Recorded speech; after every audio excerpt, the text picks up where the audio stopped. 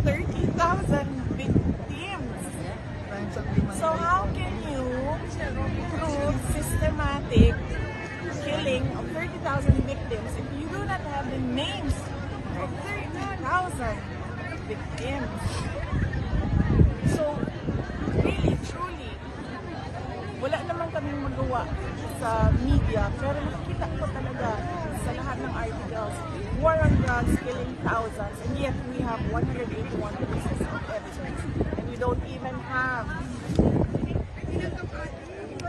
victims. 43 counts of murder, not even 50. So where is the system there of killing thousands? No, sorry. Bobo yung abogado nila. Ma'am, last na lang po ngayon. You have so much on your plate. Birthday ng Presidente, you are the Vice President, malayo kayo sa pamilya niyo na nasa Pilipinas. How do you manage?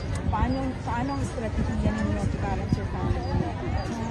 Pag-aalaga sa pamilya, pati na po itong mga problema ang pinaparapan and for yourself? Well, nung dumating si Hanilet, ay nakalibot na ako ng maayos. Nakuskus ko na yung mga dapat kuskusin, ma'am.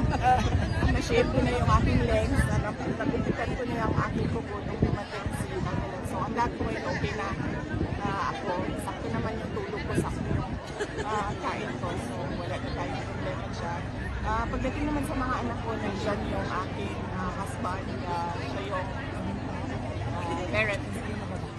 Ngayon, solo parent siya tungkol sa aking mga anak. At pagdating naman sa trabaho ko sa Office of the Vice President, dahil nga konti na lang din ang projects namin ngayon, ay kaya-kaya nila. We do it remotely. They give me updates every morning sa kanilang time, and then I give them replies every morning sa time namin sa sistema kami report sa Office of the Vice President. And yes, organizing the team, the support team of the legal team of President Duterte, the support team of President Duterte. Yun lang hindi pa naaayos.